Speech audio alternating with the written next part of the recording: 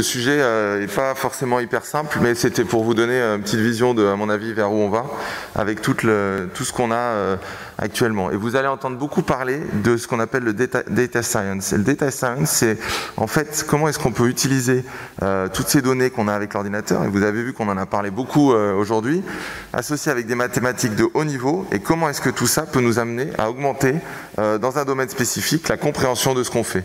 Et vous avez vu qu'on cherche à trouver un moyen d'améliorer les résultats avec nos prothèses.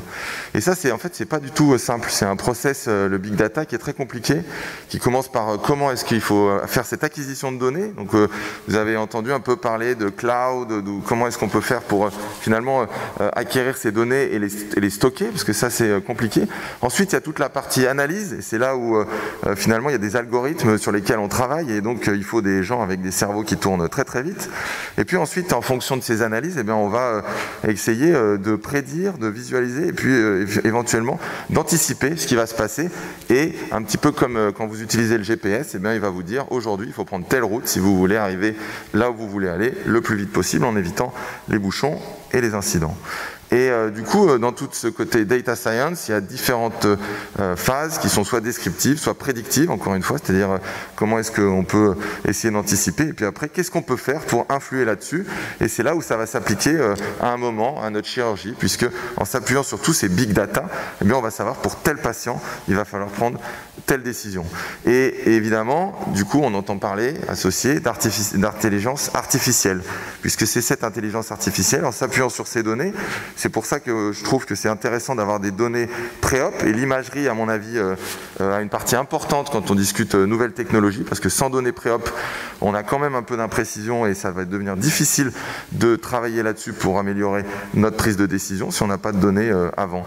Et du coup, il y a ce petit tableau qui, à mon avis, montre assez bien toute cette interaction. Et il y a des données et des mots que vous allez entendre de plus en plus, hein, data science, je vous l'ai dit, et puis il y a aussi les notions de machine learning. Machine learning, ça veut dire que le process va s'auto-alimenter et améliorer sa compréhension au fur et à mesure grâce aux données que vous allez implémenter.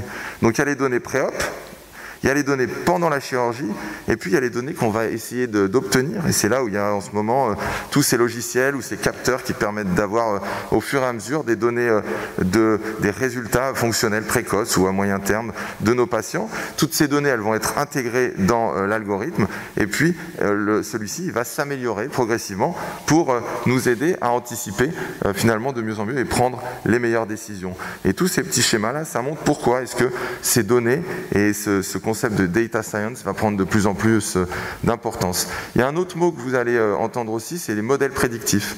Et les modèles prédictifs, il y a déjà pas mal de publications là-dessus, et on a fait un gros travail avec Cécile Bataillé récemment pour voir un petit peu ce qui existe déjà, et vous serez surpris de savoir combien est-ce qu'il y a d'articles qui parlent de ça et du nombre de données qu'on peut trouver.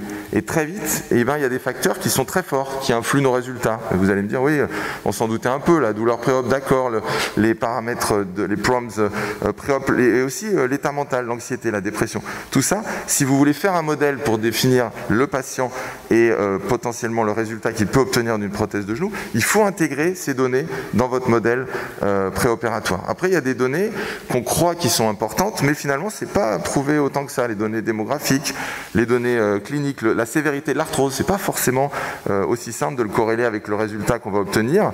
Et puis, les notions d'alignement, on en a discuté, on commence seulement à les comprendre un peu mieux, et donc il n'y a pas encore assez de données pour savoir à long terme ou même à moyen terme quelles sont les meilleures options.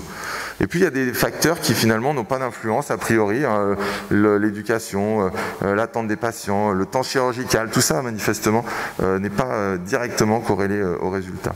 Et puis et du coup, certains de ces modèles ont été analysés pour voir si on arrive à anticiper si un patient opéré allait être satisfait. Ça, c'est intéressant, parce que si vous avez un outil pour un patient donné, vous le voyez en consultation et il vous dit ben, vous avez tant de chances qu'il soit content avec sa prothèse de genou ou tant de chances avec sa prothèse uniconpartimentale, eh bien pour prendre la décision, ça va nous aider beaucoup.